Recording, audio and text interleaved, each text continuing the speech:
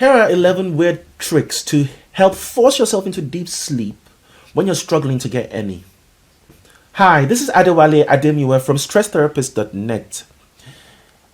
And one of our fans asked if we could share this. She was needing to stop taking sleeping tablets and was wondering if there were any tips we could give, particularly natural ways to help yourself fall asleep when you're struggling to sleep. Now, there are many other reasons why you might need to stop taking sleeping tablets. One being that they can be nasty at getting you addicted. So Kay asked if I could share some ideas, and I decided to do this video to share 11 strategies I regularly use. Why 11? You see, over the last 20 years working in mental health, I've seen the pattern where one strategy that works perfectly, wonderfully for one person will completely destroy another person's sleep. So my suggestion will be to walk through this list and choose any of the strategies that work for you. You might find that you are okay with just one of the strategies, or you may need to combine 2 or 3 to get the perfect mix for your specific situation. So with that said, let's dive in. The first tip is to stop trying to fall asleep. Why would I say that? Because it's a trap. It's a trap that will make you frustrated with yourself. You'll get anxious that you're struggling to sleep. You keep telling yourself, I should have fallen asleep by now. And then that anxiety and the frustration will start keeping you awake. And then the more that keeps you awake, the more you get frustrated about it. And the more you start to beat yourself up. And the more that keeps you awake. And that can go on in a vicious cycle until morning. So instead of following that cycle, use one of these other strategies just to, in a way, to kind of trick the mind to leave the self-criticism behind. So tip number two is to use a meditative breathing exercise. I'll give you an example of what that is. So you just imagine yourself breathing. Actually, you're breathing in and out. Imagine yourself being able to see your lungs. Just picture your lungs like the balloon, 2 balloons, and imagine the lungs inflating and deflating as you're breathing. And the trick here is to get good at seeing that image in your mind as you see it coming, your chest rising. You can see the lungs rising, the rib cage rising up and down. Now, as you're doing this, be aware that your mind might just wander away. I think this is one of the very difficult things when you're trying to do any kind of meditative exercises. Your mind wanders away, and people will then decide that I cannot do this exercise. I'm no good at mindfulness just because of that. But the point here that's important to be aware of is that when your mind goes away like that, all you just need to do is to call your mind back. And in fact, that act of your mind going away and you calling your mind back, that's actually the meditation process.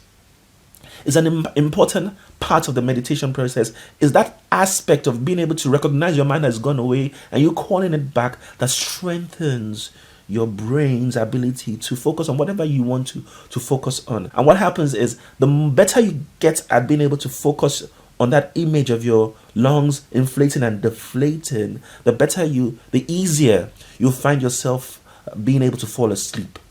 Tip number 3 would be to visualize popular episodes in your head. So the idea would be to take a series you love, and watch this over and over. You watch a number of episodes until you actually get tired. Now, I know a lot of people will say, oh, don't do that, because the normal sleep hygiene advice would be that you do not watch TV or watch anything. You should switch all your devices off. But if you are in a place where you're struggling and you're particularly finding it hard to sleep, this is one that might work. So you start off by watching the episodes. You might have to watch loads of episodes first of all, and then eventually fall asleep. And The goal here is to get so good at visualizing the episodes in your head. So you watch the same series over and over and over to the point that you can actually imagine the series in your head. And when you can start doing that, you start finding that your brain will start associating just thinking of that series or those episodes as, okay, it's time to wind down and fall asleep. And eventually what happens is you'll find yourself, first of all, falling asleep maybe within 1 hour of starting the exercise. This will then gradually go down, so you can get it down to as little as 5 minutes. So moving on to the next one. So tip number 4 is in a similar vein to tip number 3, in that you're training your brain to know that it's time to go to sleep. So a good trick is to play a song, just one song, and the same song over and over again until you fall asleep. The longer the song, the better. And you can turbo boost this strategy by using some guided meditation tapes. But you are listening to the track over and over again, or the song over and over again, and this gradually does similar things to what trick number 3 does. Moving on quickly to tip number 5, which is deep muscle relaxation. And the idea with this is that you're focusing on all the separate muscles of the body, from the forehead down to the tip of your toes, and you are flexing them and relaxing them, until you eventually fall asleep. Again, I would suggest finding a track with someone guiding you through this rather than trying to do it by yourself in your head. It's easier that way. Tip number 6 is to develop a solid bedtime ritual. Again, this is something that will help your brain know it's time to start falling asleep. And this works best if you do it regularly at the same time every day. So maybe around 8:30, you start to dim the light. You start to switch off the lights on other parts of on other rooms. You start to turn off all the sounds and all the music, and you go to your bed. You cover yourself. You warm up for the night. And once you start to do this, your brain will realize that it's time to fall asleep, and it will gradually help you get into that sleep mode. Then tip number 7 is to regularly use one of these natural minerals or hormones. You may have heard people suggesting using magnesium, using melatonin, another tongue twister. Melatonin is something that your body naturally creates when it's nighttime, when you're about to fall asleep, and it actually helps you go into the sleep mode. So some people will find that if they take a lot of melatonin, I would suggest getting prescriptions from your doctors, not to try and decide what to take by yourself. This might help you fall asleep faster. Now, talking about melatonin, for tip number 8, one thing you might find is pitch blackness. Making your room pitch black. Some people would go as far as using foil to cover the windows so that no light can get in. So as the evening time is coming on, you just make sure the room gets really, really dark. This encourages your body to start producing melatonin, which can then help you fall asleep faster. So the next tip number 9, is to use sleep restriction therapy. What is sleep restriction therapy? The idea would be to restrict your sleep, just like the name is suggesting. But the way we would do it is, if you're only sleeping 2 hours at night, or sleeping maybe 4 hours or 5 hours, you make sure you stay in bed only for that period of time. You get out of bed, and you don't go back into bed until it's nighttime again, and sleep again for just that 2 or 3 hours that you're sleeping, and get out of bed again. What this does is eventually you get really, really tired, and then your amount of sleep hours starts to increase gradually.